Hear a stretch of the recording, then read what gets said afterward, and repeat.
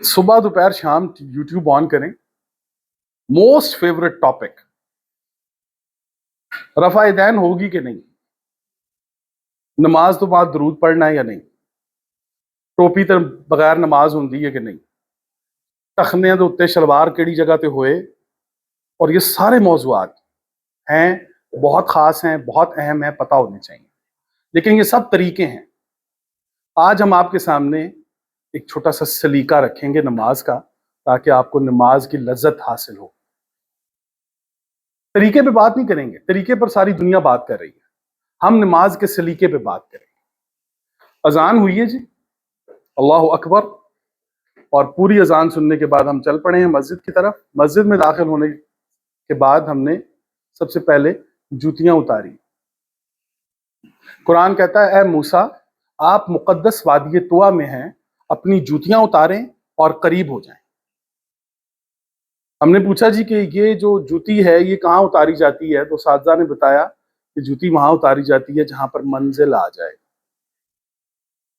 جتھے منزل آ جائے اتھے جوتیاں لا دیو۔ آپ نے جوتی اتاری ہے، اب آپ جوتی اتار کے آپ ارتھ ہوئے ہیں زمین کے ساتھ۔ حضرت موسیٰ ایک لمبا طویل سفر کرنے کے بعد، کیونکہ ان کے اندر الیکٹرو میگنیٹک فورس پیدا ہوتی ہے انسانی جسم کے اندر، اس کو ختم کرنے کے لیے اللہ تعالیٰ نے فرمایا کہ اے موسیٰ آپ اپنی جوتیاں اتاریں اور قریب ہو جائیں۔ اب وہ ارتھ ہوئے ہیں حضرت موسیٰ، تاکہ کنسنٹریشن جو ہے وہ 1000% ہو۔ اچھا جی، اب آپ کی کنسنٹریشن 1000% ہو، آپ مسجد میں داخل ہوئے ہیں۔ یہ الگ بات ہے کہ اب ہماری مسجدوں میں قالین ہو گئے، مسجد نبوی کے اندر قالین نہیں تھا نبی صلی اللہ علیہ وسلم کے زمانے میں، کیونکہ ابھی یہ ہیلنگ جو ابھی ڈاکٹرز کہتے ہیں کہ جی آپ گھاس پہ چلا کریں، آپ مٹی پہ چلا کریں، تو یہ وہی ہیلنگ تھی جو مسجد نبوی کے اندر اور حج کے پورے تمام فرائض کے اندر تھی، کہ آپ کی الیکٹرو میگنیٹک فورس جو ہے وہ زمین جو ہے وہ جذب کرے۔ اچھا، اس سے پہلے وضو پر بھی میں بات کر دیتا ہوں تھوڑی سی، تاکہ یہ بھی آپ کو پتہ چلے۔ Ending part of your body, sir آپ کا اینڈنگ پارٹ ہے، ہاتھ آپ کے اینڈنگ پارٹ ہیں، پاؤں آپ کے اینڈنگ پارٹ ہیں۔ اللہ رسول کریم صلی اللہ علیہ وسلم جو آپ کو طریقہ بتایا وضو کرنے کا، تو وہ بیسیکلی آپ کے اینڈنگ پارٹ وہ ہیں کہ جہاں سے الیکٹرو میگنیٹک فورس زائل ہوتی ہے، زائل ہوتی ہے وہ الیکٹرو میگنیٹک فورس، کہ جس سے آپ کی کنسنٹریشن مضبوط ہوتی ہے، آپ کے اعصاب جو ہیں، آپ کے مسلز جو ہیں وہ بہترین ہو جاتے ہیں۔ یہ ایک وضو ہے۔ خیر، اب وہ جی آپ مسجد میں داخل ہوئے، امام صاحب نے کہا ہے جی کہ بھی وہ تکبیر ہوئی، اس کے بعد امام صاحب آگے ہوئے۔ اب امام صاحب نے آگے ہو کے یہ آپ کو بتا دیا ہے، آپ صلی اللہ علیہ وسلم نے یہ طریقہ، کہ دیکھیے اگر آپ 2025 میں ہیں تو امام جو ہے وہ آپ سے آگے 2050 میں کھڑا ہوگا۔ وہ جو امام ہوگا نا، وہ صرف آپ سے آگے نہیں ہوتا، وہ وقت سے بھی آگے جانا چاہیے۔ اس کی سوچ، اس کی تھنکنگ وقت سے آگے جانی چاہیے۔ وہ امام ہے، وہ امام ہے۔ امام کسے کہتے ہیں؟ آپ نے مستریوں کو دیکھا ہوگا، یہ جو دیوار بناتے ہیں، ان کے پاس نا وہ گولڈن کلر کا ایک لٹو ہوتا ہے جسے وہ رسی کے ساتھ لٹکاتے ہیں، اسے پنجابی جیسے کہتے ہیں سال۔ سال، اچھا وہ جو سال ہے نا جی، وہ آپ لٹکا کے نا وہ اس کو سال بتا دیتا ہے کہ کون سی اینٹ اندر ہے، کون سی اینٹ باہر ہے، تو وہاں سے پتہ چل جاتا ہے کہ کتنے ردوں پہ جا کے یہ دیوار گر جائے گی۔ تو وہ اس سال کو عربی زبان میں امام کہتے ہیں۔ تو ہمارے امام صاحب کو بھی پتہ ہونا چاہیے کہ ہمارے بچوں کے کردار کہاں پر ہیں، کتنے گھروں میں کتنی بچیاں ہیں کہ جن کی شادیاں ہونی ہیں، اس محلے میں کتنے یتیم ہیں کہ جن کے پاس کھانے کے لیے کچھ نہیں ہے، کتنے لوگ ہیں کہ جن کے اکنامیکل سسٹمز جو ہیں وہ تباہ ہو چکے ہیں، کتنے لوگ ہیں کہ جو چور بنے ہیں ہمارے اس علاقے کے، کتنے ہیں جو ڈاکٹرز بنے ہیں، جو انجینئرز بنے ہیں۔ تو وہ جو امام ہوگا بالکل وہ وقت سے آگے ہوگا، وہ صرف صف میں آگے نہیں ہوگا۔ امام، اب کیا کہا امام صاحب نے؟ استووا واعتدلوا۔ وہ اکثر آپ نے دیکھا ہوگا نا، مولوی صاحب پیچھے مڑ کے اعلان کرتے ہیں استووا واعتدلوا۔ اچھا جی، لیول کر لیں، اعتدال قائم کر لیں۔ اعتدال کیسے قائم ہوگا جی؟ وہ پاؤں سے پاؤں ملائیں جی، وہ ملا رہے ہیں جی، پاؤں کے ساتھ پاؤں، پاؤں کے ساتھ پاؤں ملانا کیا محض پاؤں کے ساتھ پاؤں ملانا ہے، یا ایک قدم اور آگے ہے کہ حضرت ابو بکر صدیق رضی اللہ عنہ، حضرت عمر بن خطاب رضی اللہ تعالیٰ عنہ، انہی کی صف میں کھڑے ہوئے ہیں عمار بن یاسر، انہی کی صف میں کھڑے ہوئے ہیں حضرت بلال، انہی کی صف میں کھڑے ہوئے ہیں، تو پتہ چلا کہ جب ان کے پاؤں کے ساتھ پاؤں ملے ہیں تو وہ سب ہم قدم ہوئے ہیں، وہاں پر وہ ایک دوسرے کے ہم سفر ہوئے ہیں۔ وہ جسٹ یہ نہیں تھا کہ پاؤں کی چھوٹی انگلی کے ساتھ ملی بھی ہو، وہ جسٹ یہ نہیں تھا، بلکہ یہ ایک علامت ہے۔ اب طریقے پر تو آپ جائیں، اس کے اوپر آپ اختلاف کرتے جائیں، وہ یوٹیوب بھرا پڑا ہے، وہ آپ دیکھتے جائیں، آپ کی مرضی۔ لیکن سلیقے کے اندر جب آپ جائیں گے تو آپ صلی اللہ علیہ وسلم کا کوئی ایسا عمل نہیں ہے کہ جو ریزلٹ اورینٹڈ نہیں ہے۔ اب آپ نے کونی کے ساتھ کونی ملائی ہے تو پھر کندھے کے ساتھ آپ نے کندھا ملا لیا۔ اب کندھے کے ساتھ کندھا ملانا کیا ہوتا ہے جی؟ جب کوئی بندہ فوت ہو جاتا ہے تو آپ نے دیکھا ہوگا کہ 4 لوگ اس کا جنازہ اٹھاتے ہیں، بوجھ بانٹ لیتے ہیں، بوجھ بانٹ لیتے ہیں۔ تو اگر یہ 4 لوگ زندہ لوگ ایک زندہ بندے کا بوجھ بانٹ لیں تو انہیں تو مرنا ہی نہیں۔ کندھے کے ساتھ کندھے ملانے کا مقصد یہ تھا کہ ہم ایک دوسرے کا بوجھ اٹھا لیں، ہم بانٹیں گے ایک دوسرے کے ساتھ بوجھ۔ اب اس کے بعد آپ نے ہاتھ اٹھایا، اللہ اکبر۔ اب طریقے ہیں، کہاں تک جانا ہے جی آپ نے؟ یہ ہاتھ کہاں تک ہونا چاہیے؟ کہاں تک؟ اوپر تک؟ کندھے تک؟ کہاں؟ کان تک؟ کہاں تک؟ تو یہ طریقے پر تو اختلاف ہے۔ سلیقہ یہ ہے کہ جب آپ نے ہاتھ اٹھانا ہے اللہ اکبر تو آپ نے ہر حرام کام سے ہاتھ اٹھا لینا ہے، آپ نے ہر اس چیز سے ہاتھ اٹھا لینا ہے جو کسی آپ کے پڑوسی، رشتہ دار، بہن بھائیوں کو تکلیف دے رہی ہے۔ آپ نے ہر اس چیز سے ہاتھ نکال لینا ہے جس سے آپ کو لگتا ہے کہ یہ کسی کو نقصان دے گی۔ اور نقصان میں آپ کو بتاؤں، جسمانی نقصان شاید اتنا نقصان نہیں دیتا جتنا آپ کلامی نقصان کسی کو دے جاتے ہیں۔ آپ کے منہ سے نکلے ہوئے چند الفاظ دوسرے انسان کے لیے کسی تلوار سے کم نہیں ہوتے۔ آپ نے اب کہا ہے اللہ اکبر، تو پھر آپ اللہ اکبر، اللہ ہی بڑا ہے تو اس کی بڑائی کو ثابت کریں اپنے کردار کے ساتھ، کہ آپ بتائیں کہ میں نے وہ تمام تر حرام کاموں سے ہاتھ اٹھا لیا جی نہیں، اب میرا اللہ اکبر اس لیے ہے کہ میں نے اس کے کہنے پر سلنڈر کیا ہے، اللہ اکبر۔ اب ہاتھ آپ کی مرضی کے کانوں تک لے جائیں، آسمانوں تک لے جائیں، اگر اس کے اندر سلیقہ نہیں ہے تو پھر آپ جو مرضی کرتے چلے۔ اس کے بعد آپ نے ہاتھ باندھنے ہیں جی الحمدللہ رب العالمین الرحمن الرحیم مالک یوم الدین ایاک نعبد و ایاک نستعین اهدنا الصراط المستقیم صراط الذین انعمت علیہم غیر المغضوب علیہم ولا الضالین، آمین۔ اس کے بعد ایک سورت پڑھتے ہیں آپ۔ ہاتھ کہاں باندھنے ہیں جی؟ آگے نے اسی سینے پہ باندھ لو جی، ناف پہ باندھیں جی، ناف سے نیچے باندھیں جی، ادھر باندھیں جی، ایسے، ٹھیک ہے؟ یہ طریقہ ہے اور ضروری ہے، ایسا اس کا انکار نہیں ہے۔ لیکن آپ ہاتھ وہاں پر باندھیں جہاں رسول کریم صلی اللہ علیہ وسلم نے پتھر باندھے ہیں۔ وہ بھوک کی کنڈیشن کہ جس میں پتھر جب رسول کریم صلی اللہ علیہ وسلم نے اپنے پیٹ مبارک کے ساتھ باندھے ہیں، باندھ کر یہ بتایا ہے کہ میرے پیٹ کی بھوک جو ہے وہ میں برداشت کر لوں گا کسی دوسرے کے منہ میں نوالا ڈالنے کے لیے۔ آپ نے ہاتھ وہاں پر باندھنے ہیں جہاں پر آپ کو بھوک کم لگے، آپ اپنے پیٹ کے نوالے کسی دوسرے کے منہ میں ڈالنے کے قابل ہو جائیں، آپ ہاتھ وہاں باندھ۔ اس کے بعد اللہ اکبر، آپ رکوع میں چلے گئے۔ قرآن نے کہا وَأَقِیمُوا الصَّلَاةَ وَآتُوا الزَّکَاةَ وَارْکَعُوا مَعَ الرَّاکِعِینَ، نماز قائم کرو، زکوٰۃ ادا کرو، رکوع کرنے والوں کے ساتھ رکوع کرو۔ لیکن پہلے نماز کا ذکر ہو گیا، نماز میں رکوع نہیں ہوتا؟ نماز میں رکوع نہیں ہوتا تو پھر الگ سے رکوع کا ذکر کیوں آیا یہاں پہ؟ وَأَقِیمُوا الصَّلَاةَ وَآتُوا الزَّکَاةَ وَارْکَعُوا مَعَ الرَّاکِعِینَ۔ رکوع کرتا کیا ہے جی؟ آپ بینڈ ہونا سیکھتے ہیں، جھکنا، بینڈ ہونا سیکھتے ہیں، ادب کے ساتھ، احترام کے ساتھ بینڈ ہونا سیکھتے ہیں۔ حضرت علی رضی اللہ تعالیٰ عنہ ایک دفعہ نماز پڑھ رہے تھے تو آپ رکوع میں گئے تو ایک مانگنے والا آ گیا، تو حضرت علی رضی اللہ تعالیٰ عنہ نے اپنی انگوٹھی اتار کے رکوع کی حالت میں اسے دے دی ہے۔ اب یہاں پر ایک بہت ہی کمال پریکٹس ہمارے سامنے آئی ہے کہ پوری دنیا میں ہوتا یہ ہے کہ دینے والا سیدھا کھڑا رہتا ہے، لینے والا جھک جاتا ہے،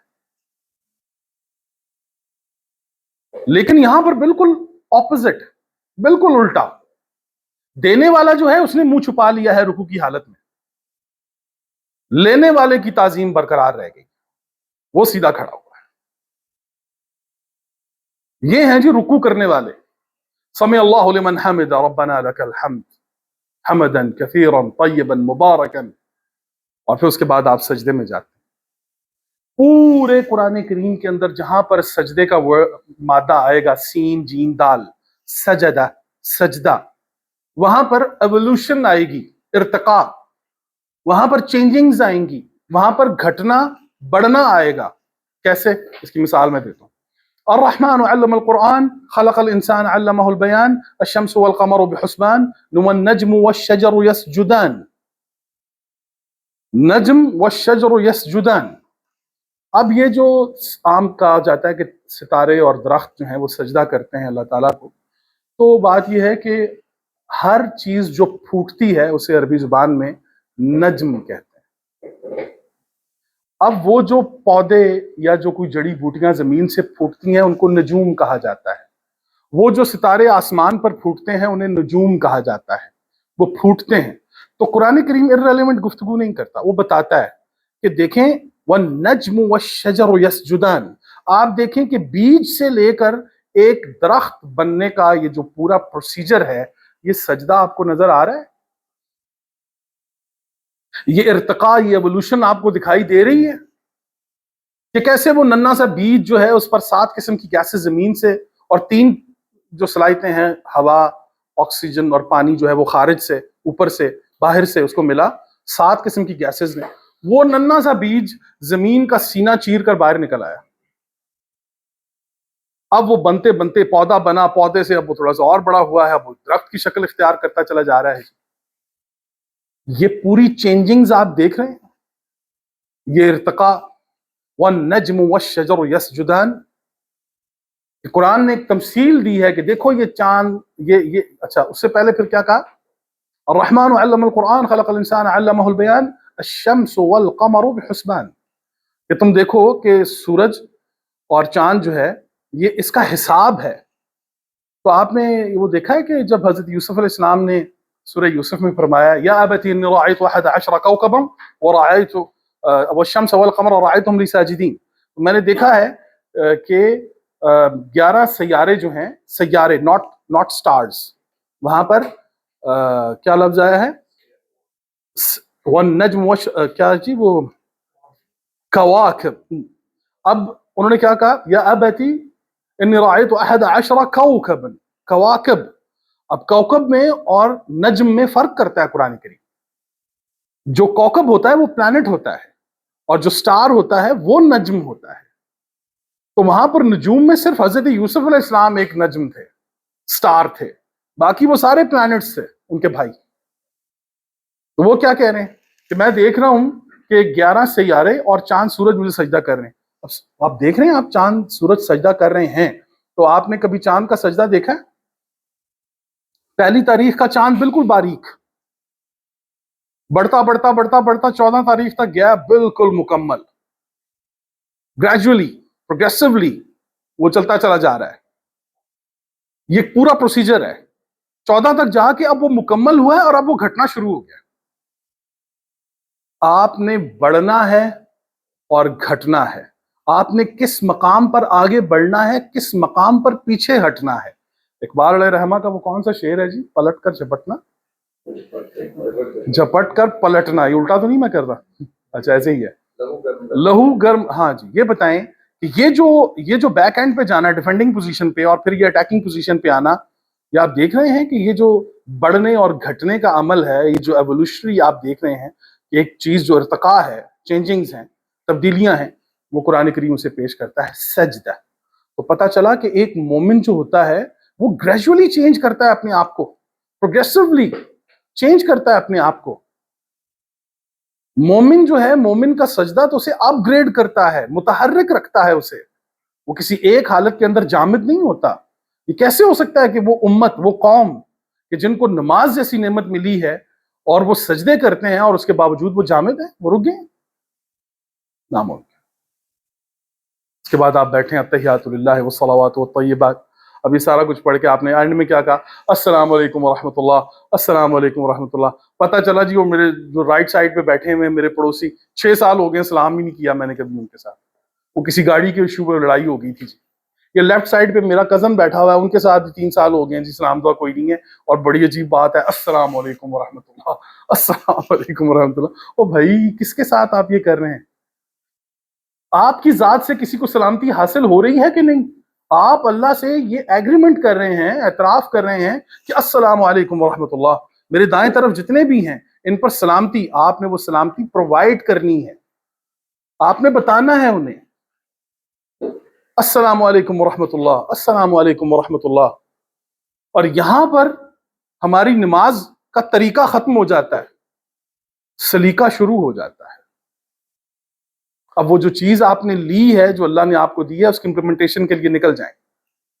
کیا آپ نے فجر کی نماز سے لے کر ظہر تک اس چیز کو قائم کیا ہے یا قائم رکھا ہے کہ جو آپ نے فجر میں اعتراف کیا تھا اللہ کے ساتھ؟ کیا آپ نے وہ جو ظہر کی نماز میں جو بات کی ہے اپنے رب سے، وہ عصر کی نماز تک قائم رکھ سکیں ہیں آپ؟ وہ جو عصر اور مغرب کا جو فاصلہ ہے وہ آپ نے پورا کیا ہے؟ یہ ہے تقویم، قائم ہونا۔ اور قائم یاد رکھیں انسان نظریے پر ہوتا ہے۔ مینار پاکستان قائم ہوا تو اس کا مطلب ہے کہ اس کے پیچھے ایک نظریہ پاکستان ہے۔ تو آپ اگر صلات کے اندر قائم ہیں تو آپ کے پاس کوئی نظریہ نہیں ہے۔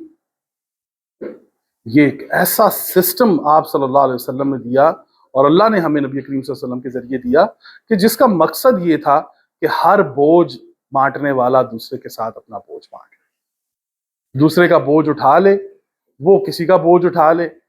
اور یاد رکھیے کہ صلات اس وقت تک قائم نہیں ہوگی، نماز اس وقت تک قائم نہیں ہوگی جب تک نمازی قائم نہیں ہوگی۔ آپ صلی اللہ علیہ وسلم نے نمازیوں کو قائم کیا ہے۔ نماز قائم ہو گئی ہے تو نمازی قائم ہو گئے ہیں تو سمجھ جائیں نماز قائم ہے۔ تو اللہ کریم آپ سب کو قرآن پڑھنے اور سمجھنے کی توفیق عطا فرمائے۔ آپ کے وقت کا بہت شکریہ جی۔ میرے خیال میں سمجھتا ہوں یہاں پہ ہمیں جو ہے جوائن کر دینا چاہیے۔ جزاکم اللہ۔ کوئی اگر کوئی اس حوالے سے کوئی سوال ہے یا کوئی بات ہے تو آپ کو کر سکتے ہیں۔ میں یہ سمجھتا ہوں کہ بڑی اچھی گفتگو رہی ہے، اور خاص طور پہ گفتگو کے اندر یہ جو آپ نے سلیقے کی طرف توجہ دلائی ہے نا، یہ میں سمجھتا ہوں سب سے اہم چیز ہے۔ اور کہ سلیقہ جو ہے نا وہ اصل میں کسی عمل کا اصل ہے جی۔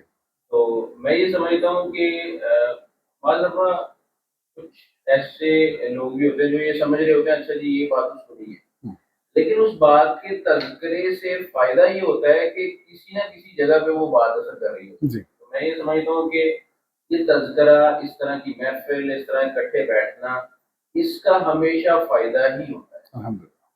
تو اللہ تعالیٰ آپ کو جزائے خیر دے۔ اور باقی آپ لوگوں میں سے اگر کسی کا کوئی سوال ہے پوری گفتگو میں تو آپ لوگ